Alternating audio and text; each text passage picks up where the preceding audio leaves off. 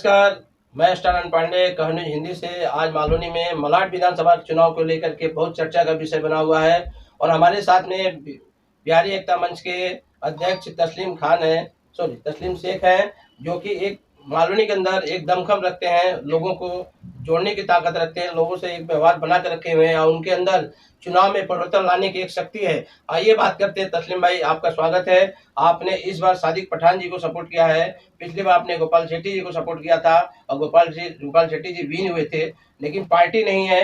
लोगों का मानना है कि मालूनी मलाड का मेन मुद्दा माने रखता है, शायद इसीलिए सादिक पठान जी ने यहाँ चुनाव लड़ना है और आप खुल करके अपनी टीम के साथ इनका समर्थन करें।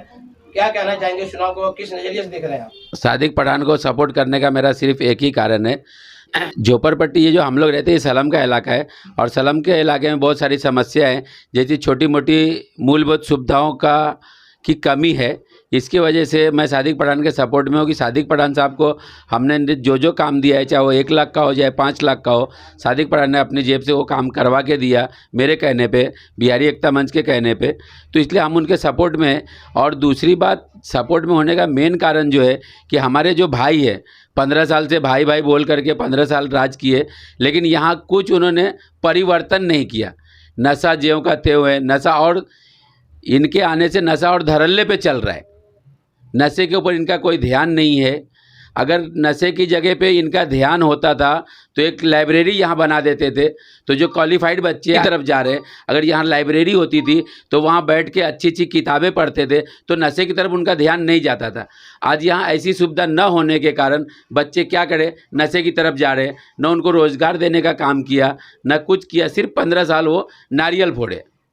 तस्लीम भाई, यहाँ पे मेन मुद्दा जो है रोटी कपड़ा मकान और सड़क पानी स्वास्थ्य शिक्षा, इस मुद्दे पर हम बात करेंगे कि यहाँ पे जो स्कूल है आप देख सकते हैं कि बहुत दयनीय स्थिति है और यहाँ का जो हॉस्पिटल की कंडीशन है, एक तो बड़ा हॉस्पिटल यहाँ पे है नहीं, लोगों को जे नायर भगवती और शताब्दी जाना पड़ता है, वहाँ पर जाकर धक्के खाने होते हैं।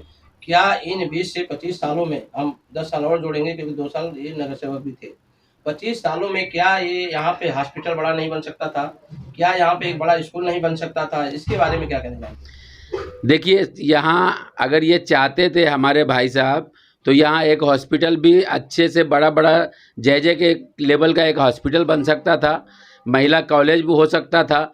लेकिन भाई साहब चाहते नहीं है कि अगर यहाँ महिला कॉलेज हो जाएगा तो लोगों के बच्चे बच्चियाँ बेटियाँ बहनें हमारी पढ़ने लिखने लगेंगी, हमारे भाई लोग बच्चे लोग हमारे पढ़ने लगेंगे। तो अगर ये पढ़ लेंगे, ये स्कूल यहाँ खोलेंगे, पढ़ लेंगे, तो इनका झंडा लेके कौन घूमेगा, इनकी दलाली कौन करेगा, इनकी चमचागिरी कौन करेगा, इनके पीछे कौन घूमेगा? इसलिए ये यहाँ कुछ नहीं करना चाहते, यहाँ के बच्चों को जाहिल रखना चाहते, यहाँ के मुसलमानों की नस्ल को ये बर्बाद करना चाह रहे। जिस तरीके से बीजेपी मुसलमानों के नस्ल को बर्बाद करना चाह रही है, मुसलमानों को बर्बाद करना चाह रही है, उसी तरीके से ये भी मुसलमानों को बर्बाद और नेस्तो नाबूद करना चाह रहे हैं।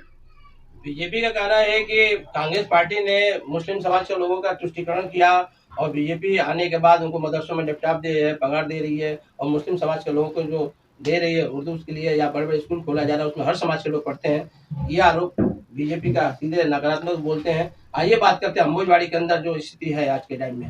भावकर नगर आपने सुना होगा, नहीं? भावकर नगर आज कई सालों से इशारे में जा रहा है और उसके नाम पे बहुत सारे बिल्डर से पैसे वसूले गए, बहुत सारी चीजें हुई और आज भी वह न्यू भावकर नगर के लोग एक अच्छे बिल्डिंग में जाने के लिए तरस गए हैं। अभी तक नहीं एसआरए आया और नहीं वो बिल्डिंग बनी।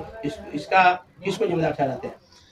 देखिए, बीजेपी जो कहती है कि मुसलमान कांग्रेस आने पे मुसलमानों को सिर्फ मदरसे से निपटा दिया गया, तो बीजेपी ने कौन सा पहाड़ तोड़ दिया मुसलमानों के लिए? बीजेपी ने मुसलमानों के लिए क्या कर दिया? मुसलमानों को खाली पीटने का काम किया, मुसलमानों के घर को तोड़ने का काम किया बीजेपी ने मुसलमानों से कौन सी दोस्ती नहीं भाई। बीजेपी जो कर रही है वही कांग्रेस कर रही है। मुसलमान बेचारे को तो कहीं का नहीं छोड़ रही है ना, दोनों पार्टी मिला के। और मैं तो कहता हूँ कि दोनों पार्टियाँ बस सिक्के के दो पहलू है, एक रुख कुछ और दूसरा रुख कुछ और, हेड और टेल है, जो बीजेपी है और कांग्रेस है। विषय जो मैंने कहा न्यू भावकर नगर, विषय आपका न्यू भावरेकर नगर का है, तो मैं वहाँ की जनता को इसका दोष दूंगा, बिल्डर को दोष नहीं दूंगा। बिल्डर बेचारा आता है डेवलप करने के लिए, लेकिन जनता के अंदर जो दलाल लोग हैं वो काम को रोकने नहीं देते, डेवलपमेंट को रोकते हैं। तो इसलिए मेरी गुजारिश है कि अगर कोई भी डेवलपर आता है और जो जनता डेवलपर को रोकता है या डेवलपमेंट होने से रोकता है, उस जनता को जेल होना चाहिए, उसके ऊपर कार्रवाई होनी चाहिए, FIR होनी चाहिए। क्या आप ये चीज नहीं मानते हैं कि स्थानीय MLA की भूमिका होती है किसी भी चीज को डेवलप होने के लिए? देखिए, स्थानीय MLA हो या MP हो, कानून से बढ़ के कोई नहीं है। कायदे के अंदर में ही सबको रहना है। कायदे के बाहर गया तो उसके ऊपर कार्रवाई होनी चाहिए, चाहे वो कोई भी हो। इस चुनाव में आप लोग आएंगे जीत करके, तो क्या करने वाले हैं मांगने के लिए? देखिए, हम जीत के आएंगे तो हमने हमारे पम्पलेट में पूरा 16 पॉइंट लिखा है, जो आप पढ़ सकते हैं। 16 पॉइंट में 1-2 पॉइंट मैं कह देता हूँ। जैसे 12 साल से हॉस्पिटल बन रहा है, 2-2 हॉस्पिटल यहाँ है, बड़े बड़े हॉस्पिटल, लेकिन 12 साल से बन रहे। ये बहुत ही शर्म की बात है कि जो 1 साल 1.5 साल में बन जाना चाहिए, उसको बनने के लिए 12 साल लग गए। ये बहुत ही अफसोस और शर्म की बात है। यहाँ के भाई साहब को तो इस बात पे ध्यान देना चाहिए। आगे कुछ ना कहते हुए लास्ट में ये होगा कि सादिक पठान जी को आप सपोर्ट कर रहे हैं, मालोनी के अंदर से कितना सपोर्ट मिल रहा है और सभी वर्ग का सपोर्ट मिल रहा है? देखिए, मालोनी में जो सपोर्ट है, हमारे बिहारी एकता मंच का सपोर्ट है, बहुत सारे कम से कम 25 NGO का सपोर्ट है, काफ़ी मस्जिद के इमाम और मुअज्जिनी को सपोर्ट है और आवाम का सपोर्ट है।